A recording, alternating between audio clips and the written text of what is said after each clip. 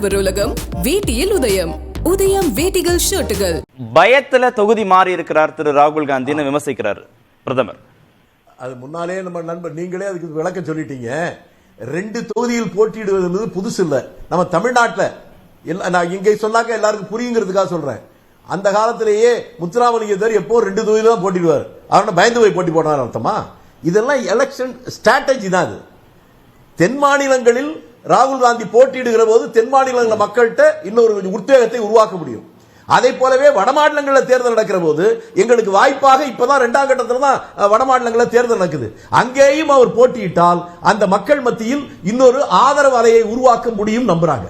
நான் ஒன்னு கேட்கிறேன், இந்த நாட்டுடைய பிரதமர் பத்தி அவர் என்ன சொல்றாரு? அவரு பயநாட்டில் தோத்துருவாருன்னு பயம் வந்துருச்சு, அதனால தான் இங்க நிக்கிறாரு அப்படின்னா அவருடைய வார்த்தையிலேயே அப்ப ராய்பரேலியில ஜெயிக்க போறாரு, அதனாலதான் அங்கே தோத்துருவாருங்கிறதுக்கு ஜெயிக்கிறதுக்கு வந்திருக்கிறார் அர்த்தம். உத்தரப்பிரதேசம் 100க்கு 100 எங்க இடம் சொன்னீங்க. பெர்செப்ஷனை உருவாக்கணும் அப்படின்னா முன்னாடியே பண்ணிருக்கலாமே. வேட்புமனு தாக்கல் செய்வதற்கு கடைசி நாள் தானே அறிவிக்கணும் சார்.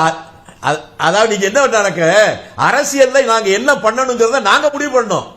பிஜேபி காரங்க எங்களுக்கு சொல்லக்கூடாது. நான் அதே அவங்களுக்கு சொல்லட்டுமா? ஏன் கங்கனா ரனாவத்துக்கு ஒரு பெரிய தியாகியை போட்டிருக்கீங்களே, உங்களுக்கு வேற ஆளே கிடைக்கலையே அப்ப நான் கேட்டா அவங்க ஒத்துக்குவாங்களா?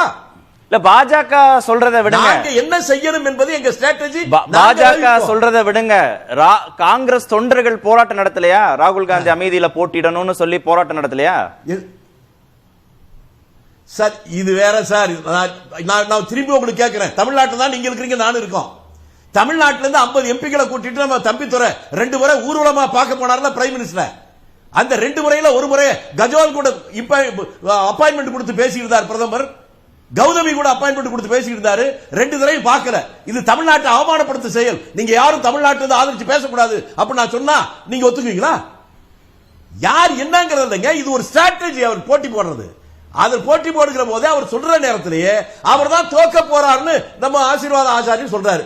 அவர் தான் தோக்க போறது உறுதியாயிடுச்சு இல்ல, அப்புறம் அதை பத்தி கவலைப்படுறீங்க? அவர் தான் உறுதியா தோக்க போறாரு. காங்கிரஸ் உறுதியா தோக்க போகுதுன்னா காங்கிரஸ் ஆட்சிக்கு வந்தால் 2 எரும மாடு வச்சிருந்தா ஒரு எரும மாடை பிடிக்குவாங்க, உங்க வீட்டுல இருக்கிற நகை நட்டெல்லாம் தாடி எல்லாம் பிடிக்கிடுவாங்க, உங்க இந்துக்களுடைய நகையெல்லாம் பிடிங்கி முஸ்லீம்களுக்கு கொடுத்துருவாங்க. இதுக்கு என்ன அர்த்தம்? ஸ்மிருதிராணியை எதிர்த்து போட்டி போட பயப்படுறாரு ராகுல் காந்தி.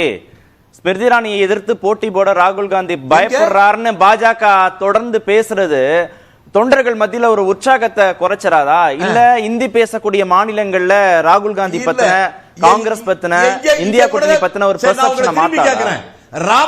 ராமநாதபுரத்துல மோடி போட்டி போட போறாருன்னு தமிழ்நாட்டுல 6 மாசங்களா பேசினாங்களா இல்லையா? ஏன் அவர் போட்டி போடல? அவர் பயந்துட்டு ஓடினார் சொல்றோம், அதை ஒத்துக்கிறீங்களா நீங்க? அதல்ல சார், ஒரு அரசியல் கட்சி தேர்தல் வியூகம் என்பது அவர்கள் வகுப்பது. மற்றவர்கள் என்ன சொல்றாங்கிறத வச்சல்ல. எங்களுக்கு தென் மாநிலத்திலும் வட மாநிலத்திலும் 2 பகுதியிலுமே ராகுல் காந்தி போட்டியிடுவதன் மூலம் மக்களுடைய நன்மதிப்பை பெறலாம் என்று இருக்கிறது. இவங்களுக்கு என்ன அதிர்ச்சின்னு கேட்டா, ஊபியில போன முறை 65 எம்பிகளுக்கு மேல ஜெயிச்சாங்க. கிட்டத்தட்ட ஒரு ஸ்வீப் எடுத்துக்கணும் பிஜேபி. ஆனால் இந்த முறை நடைபயணம் வருகிற போதே இவர்களுக்கு அதிர்ச்சி வந்துருச்சு. அந்த நடைபயணம் ராகுல் காந்தி வர்ற போது லட்சக்கணக்கான மக்கள் தன்னிச்சையாக வந்தாங்க. அதனால்தான் அது மிகப்பெரிய அளவுக்கு வெற்றி வந்த உடனே மக்களே தன்னெழுச்சியாக வர்றாங்க, அந்த பயத்துல பேசுறாங்க. நம்ம நண்பர் சொன்னாரு, இவர் அந்த தொகுதிக்கு இவர் போனாரா வந்தாரான்னு. நான் உங்களை பார்த்து கேட்கிறேன், இந்திய நாட்டுடைய வரலாறுலேயே ஒரு பிரதம மந்திரி பாராளுமன்றத்துக்கு இவ்வளவு கம்மியா போன பிரதம மந்திரியே கிடையாது. அது உண்மையா பொய்யா? ஒரே ஒரு விவாதத்திலே கலந்திருக்கிறாரா? அது உண்மையா பொய்யா? ஒரு பத்திரிகையாளர் கூட்டத்தில் எங்கேயாவது சந்திச்சிருக்கிறாரா? இல்ல இல்ல. அப்ப இவருக்கு எந்த தகுதி இருக்கு நீங்க சொல்றீங்க? அதனால நீங்க பேசுகிற போது மாயக்காரா, உன்னுடைய கண்ணில் இருக்கிற உத்தரத்தை எடுத்து போட்டு விட்டு உன்னுடைய நண்பனின் கண்ணில் இருக்கிற திரும்ப எடுத்து போட முயற்சி செய் என்கின்ற வாசகம் தான். எங்களுக்கு சொல்லுகிற எல்லாமே உங்களுக்கு அதை விட மோசமாக பாதிக்கிறது என்பதை நீங்க புரிஞ்சுக்கணும். 2 தொகுதியில போட்டி போட போறார் ராகுல் காந்தி. 2 தொகுதியில போட்டி போட போறார் ராகுல் காந்தினா அப்ப ஏதோ ஒரு தொகுதியில தோல்வி அடைஞ்சிருவோமோன்னு அச்சப்படுறாரா ராகுல் காந்தி அப்படின்னு ஒரு எண்ணம் வந்துராதா தொண்டர்களுக்கு? பிஜேபி அப்படி வந்துச்சோ? 2 தொகுதியில மோடி போட்டி போட்டார்ல, அப்ப ஏதோ ஒரு தொகுதியில போட்டு தோத்துருவார் போல் இருக்கு அப்படின்னு பிஜேபி காரங்களுக்கு வேணா சந்தேகம் வந்திருக்கும். எங்களுக்கு அந்த சந்தேகம் வரவே இல்லை. 2 இடத்துலயும் வெற்றி அடைய போகிறார். 1 மாசம் கழிச்சு இதே மாதிரி நம்ம விவாதிக்கிற போது பேசத்தான் போறோம். ஓகே திரு சுப்ரமணியன். அதனால உறுதியான வெற்றி எங்களுக்கு இருக்கு. நாங்கள் மக்களைத்தான் நம்புகிறோம், பிஜேபி காரங்க இல்ல. எங்களுக்கு பிஜேபி காரங்க என்ன சொல்றாங்க பத்தி கவலை இல்ல, மக்கள் என்ன சொல்லுகிறாரு தான் பாக்குறோம். மக்கள் படுகின்ற வேதனைகள், துன்பங்கள், துயரங்கள் எங்க உலகம் தோன்றிய காலத்திலிருந்தே என்னங்க ஆயிரக்கணக்கான பேரை கற்பழிச்சு அது வீடியோ எடுத்தா போடுவோம் ஒருத்தன்.